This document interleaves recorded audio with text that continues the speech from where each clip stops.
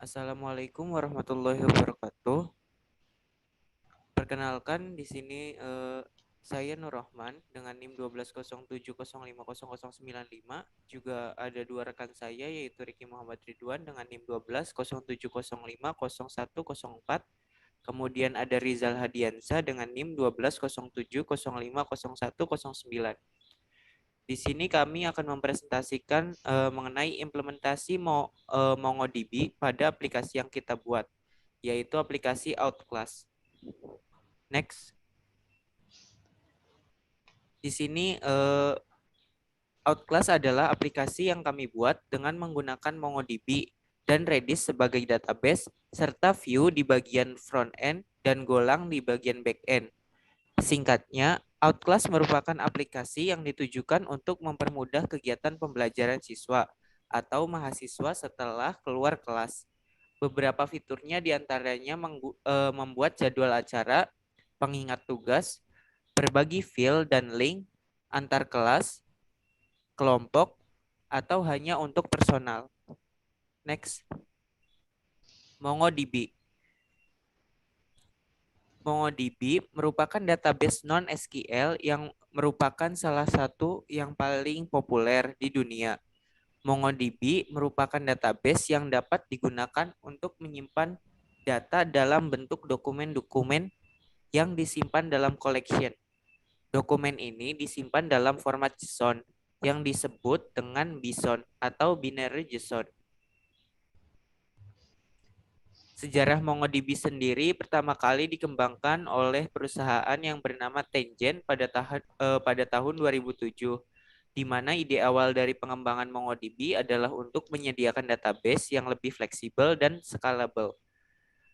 Pada tahun 2013, Tangent berubah nama menjadi MongoDB Incorporate dan memperluas bisnisnya ke berbagai negara di seluruh dunia. Pada tahun 2017, MongoDB mencatatkan perusahaannya di bursa saham Nasdaq.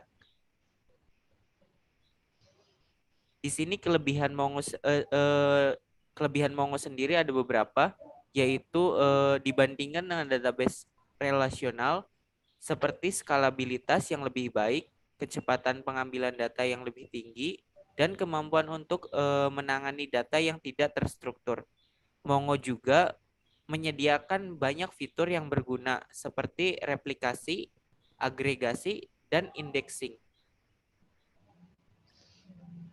Nah, kekurangan dari Mongo sendiri yaitu seperti tidak adanya fitur join table seperti pada database relasional.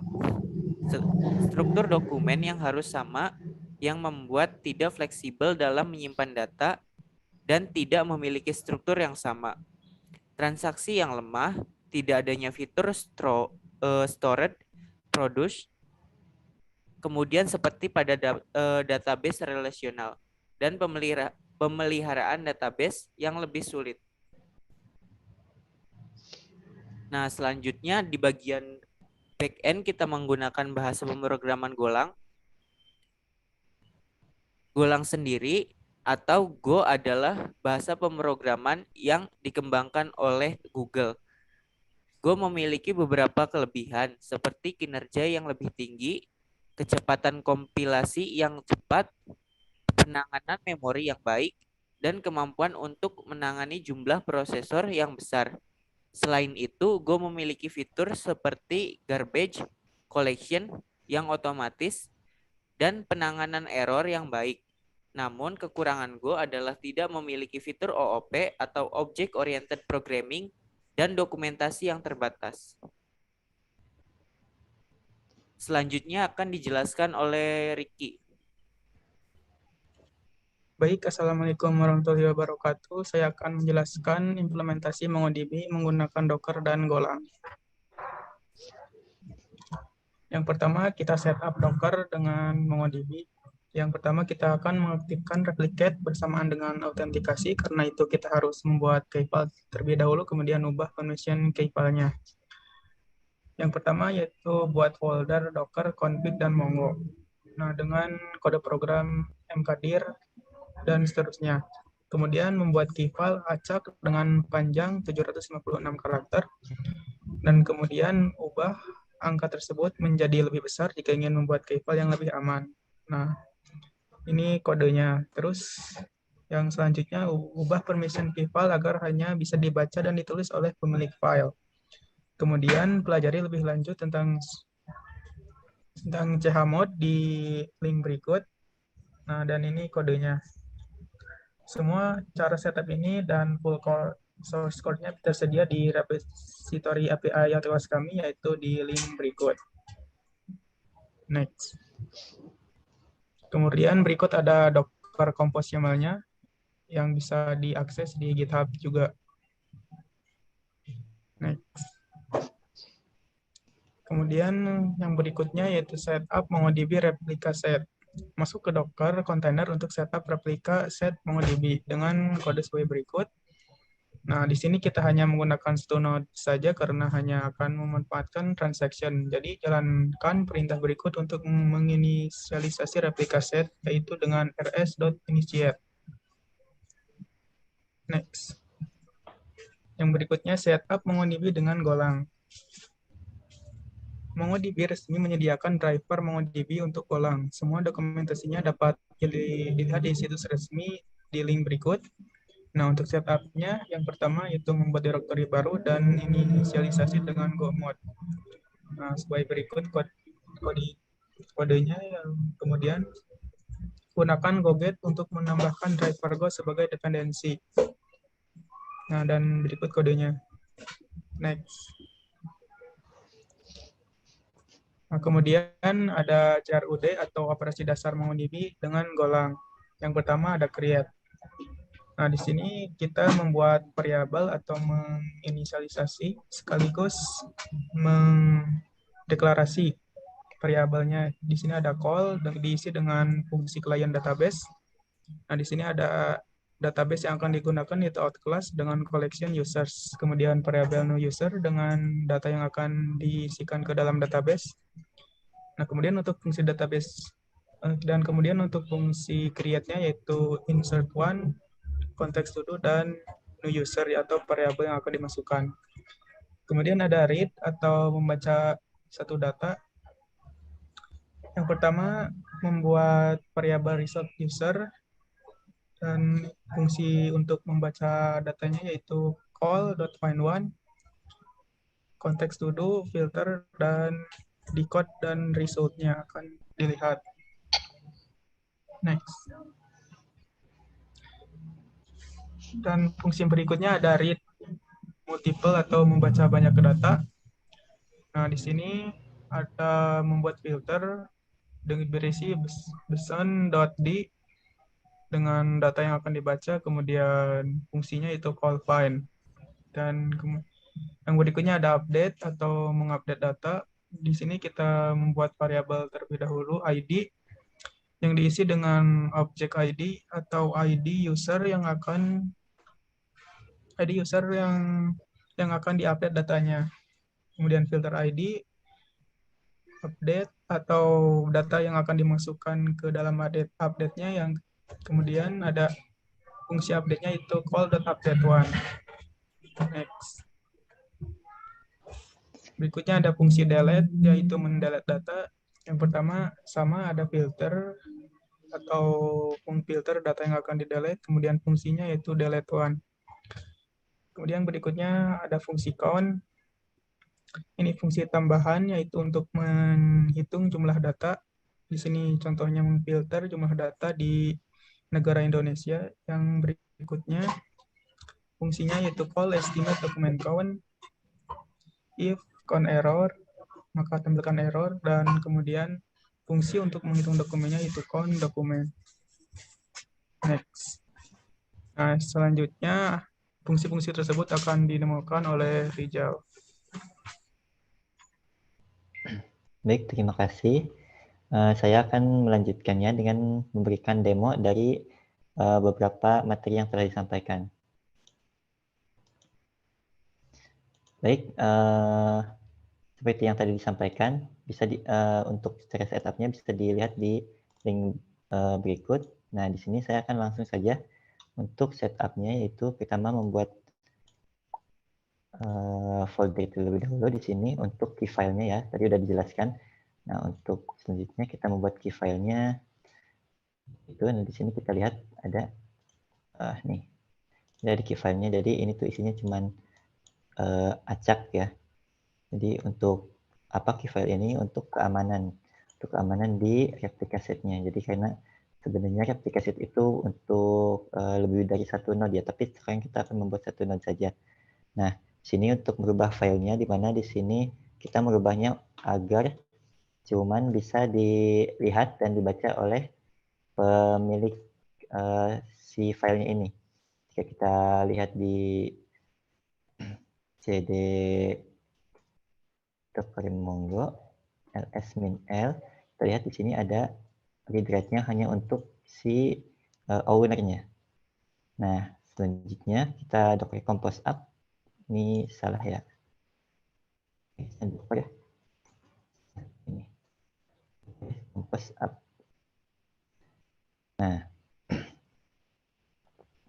karena saya sudah punya image si Mongo-nya, maka ini akan langsung berjalan. Tapi jika belum, ini akan mendownload terlebih dahulu si image-nya.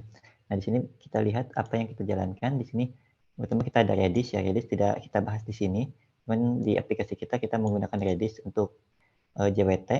Kemudian ada Mongo. Nah, di sini ada Mongo, kita menggunakan versi yang terbaru. Di mana di portnya ini kita forwarding ke 27017. Kemudian ini volumenya kita untuk menyimpannya. Dan ini key file-nya. Nah, ini di bagian key file untuk memberikan key file. Dan kemudian di sini ada environment, ada username dan passwordnya kita username-nya root dan passwordnya juga root. Di sini replica set itu kita cuma membuat satu dan key file-nya ada di sini. Nah, setelah kita jalankan ini akan ada error di sini. Jadi ada replica set tidak akan bisa menerima read katanya sebelum replica setnya selesai diinisialisasi. Caranya gimana? Nah, caranya ini seperti ini. Di sini kita langsung saja karena ini sudah dipakai, kita buat terminal baru. Docker exec IT. Nah, ini nama di si kontainernya. Jadi tinggal di sini docker ps misalkan. Nah, ini ada nih. Nah, si namanya di sini. Kemudian ini username-nya, kemudian min p password-nya. Kita root dan root, kemudian kita masuk ke dalam si kontainernya. Nah, setelah masuk di sini, kita rs initiate untuk menginisialisasi si kasetnya. Nah, oke, kemudian satu untuk multiknya rs.status. Ini ada satu node. Nah, di sini setelah ini berhasil diinisialisasi, maka di sininya kita sudah tidak menerima error lagi. Nah, setelah kita berhasil di sana, kita bisa melihatnya agar lebih cepat. Saya akan menemukannya di aplikasi GUI ya. Ini kita copy. Ini kan untuk connect-nya. Kita keluar terlebih dahulu, disconnect. Nah, paste di sini kredensialnya kita menggunakan username dan password, di mana username-nya root dan password-nya juga root ya, salah. Ini kita masuk. Nah, di sini ada 3 database. Kita akan menemukannya di aplikasi Outclass ini. Next-nya ini untuk si itunya ya. Jika kalian mengklonnya. Nah, saya sudah punya di sini ada env-nya. Ini sama. Nah, ini URL yang tadi sama. Tinggal paste aja di sini. Kemudian ini root-nya untuk username dan ini password-nya. Sebagainya ini sudah disediakan ya di sini. Tinggal kemudian yang terakhir ada go run main.go. Ini exit dulu. Exit dan go run main.go. Nah, di sini sudah connect di sini di localhost 20.10.9 ya. Nah, saya akan menemukannya dengan aplikasi Outclass ini. Kita jalankan aplikasi Outclass-nya npm dev. Di sini saya akan kasih untuk ini. Untuk ininya localhost 20.10.9 ya. Kita langsung buka saja. Salah. Ini. Nah, kita langsung ke jadi saya sebelumnya sudah ke home page.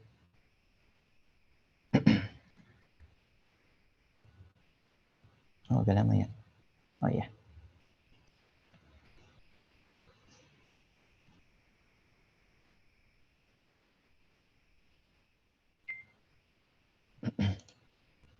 Sebentar.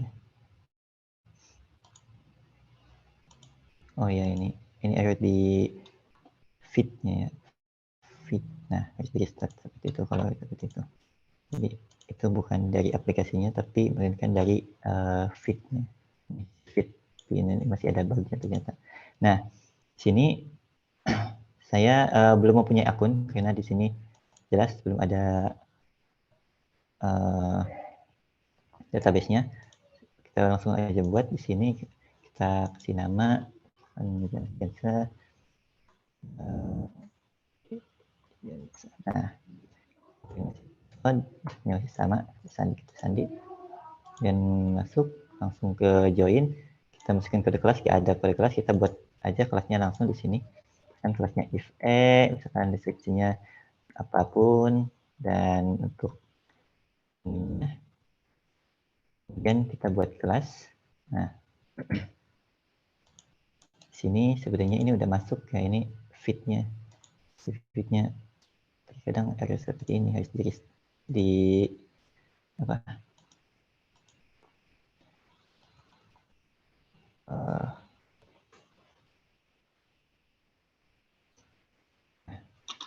Tadi itu sebenarnya sudah masuk ke sini nih, kalau kita lihat. Nah, ini udah ada classroom ya. Tadi kita buat if kemudian deskripsinya 1, 2, 1, 3 dan sebagainya. Kemudian untuk classroom membernya ini, dan ini untuk name yang tadi kita masukkan. Ini untuk usernya, passwordnya, dan ini kemudian emailnya dan sebagainya. Nah, di sini kita langsung saja ke bagian berkelas. Di sini datanya masih kosong. Misalkan kita buat folder baru namanya mdb ya, bebas. Kita buat warna ini kan. Nah, kita buat masuk di sini, kita buat materi pertemuan 16 kan. Ini materinya di tele. Kita simpan di sini. Nah, ini udah tersimpan, ini belum di-download. Kalau kita klik, dia akan membuka ke ini, dan ini sudah berhasil di-download, jadi sudah bisa dibuka offline. Nah, kita refresh lagi di sini. Ada directory di sini. Nah, ada folder MDB, kemudian ada postingan materi pertemuan 16. Nah, di sini ada yang menarik sedikit. Jadi, ini menggunakan model tree structures, di mana ini ada beberapa tipenya ya. Saya menggunakan tipe yang pertama. Jika ingin mempelajarinya, tinggal buka aja di link berikut. Nah, saya menggunakan yang structure with turn ini. Jadi, si datanya itu bergantung pada parentnya. Untuk membuat si database yang saling bergantung tree model ya, seperti ini kayak folder ya intinya. Nah, kemudian beberapa fitur lainnya di sini ada akun ini untuk informasi. Oh iya, bisa scan kodenya. Kemudian di sini ada bahasa, kita buat Indonesia aja. Kemudian kita misalkan mode gelap, ada untuk anggotanya masih owner. Jadi nanti kalau misalkan ada yang masuk, maka bisa menjadikan admin atau member biasa ya. Kemudian di sini ada password dan sebagainya, info-infonya. Kemudian di sini ada kalender. Kalender di sini fungsinya untuk membuat event. Nah, kan kita membuat event absen DB. Nah, di sini sekian sebagainya kita buat saja, simpan. Nah, akan masuk ke sini. Ada jam sekian dan sekian. Dan oh ya, kita akan menemukan di bagian cari UD-nya, kita misalkan ubah ini menjadi manajemen basis data. Kita ubah warnanya jadi Maras Cisco. Ya, kita tahu lah itu punya Maras Cisco. Nah, atau kita bisa menghapusnya. Delete, hapus, maka data akan terhapus dan di sini juga data akan terhapus ya. Untuk postnya belum terhapus karena harus menggunakan agregat ya, belum diimplementasikan. Dan oh ya, ini untuk di transaction-nya yang tadi kita bicarakan yang menggunakan replika set, dan section-nya saya menggunakannya di bagian classroom.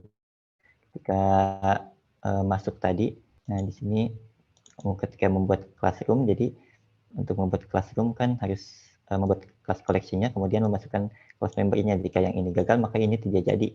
Kalau ini yang gagal, berarti pembuatannya juga tidak jadi, seperti itu. Mungkin sekian penjelasan yang bisa kita paparkan di pertemuan kali ini. Saya kembalikan kepada moderator. Terima kasih. Mungkin itu tadi merupakan implementasi untuk project yang kami buat, yaitu Outclass, serta sudah didemokan juga. Mungkin cukup sekian yang dapat kami sampaikan. Atas kekurangannya mohon maaf. Wabillahi taufiq wal hidayah. Wassalamualaikum warahmatullahi wabarakatuh.